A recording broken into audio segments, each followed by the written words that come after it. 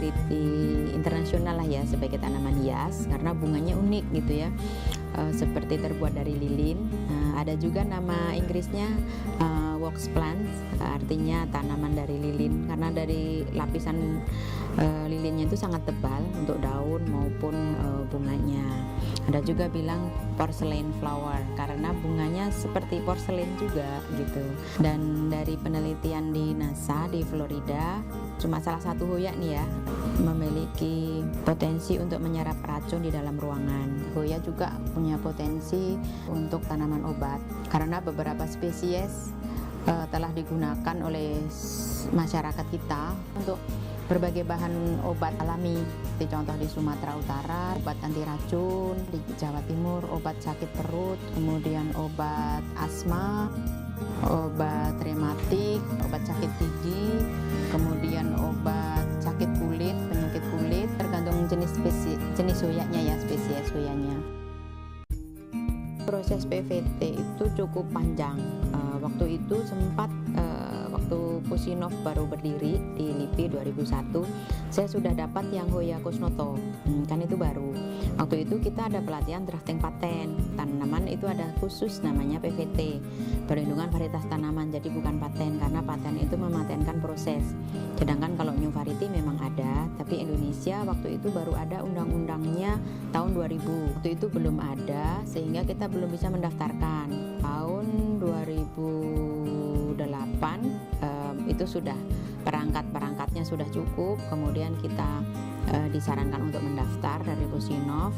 Kendalanya karena Hoya itu merupakan baru gitu ya, tanaman baru, bahkan di dunia juga belum banyak varietas yang baru karena keragaman paling banyak ada di Indonesia. Nah, karena yang dianggap ahli baru dari kebun raya, dari LIPI, kebetulan saya sendiri, jadi saya harus mengembangkan karena pengembangan test guideline atau panduan uji BUS itu harus berdasarkan karakter-karakter spesifik yang ada yang dimiliki tanaman itu. Setelah itu karena kita sudah terlanjur mendaftar, itu ada masa kadaluarsanya, sehingga kita harus tarik lagi gitu. Kita baru daftar ulang lagi tahun 2012 baru bisa keluar yang Hoya Kusnoto itu 2014 PVT-nya. Menamai Hoya Kusnoto karena itu Hoya yang pertama juga, itu kurator Kebun Raya Bogor, orang Indonesia yang pertama. Saya masuk LIPI sejak tahun 1994. Dulu pernah punya cita-cita ingin mengembangkan tumbuhan yang tadinya masih liar menjadi yang digunakan lah, domesticated gitu, digunakan oleh masyarakat luas gitu. Waktu itu saya ditawari untuk melakukan radiasi tanaman penelitian saya. Kemudian saya bawa sampel Hoya ke sana. Selain itu diberi perlakuan juga pupuk kimiawinya gitu ya. Jadi perlakuan 96 baru berbunga pertama kali 2001.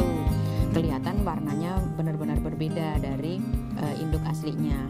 Jadi induknya warnanya berbunga merah muda, yang ini putih semuanya jadi putih.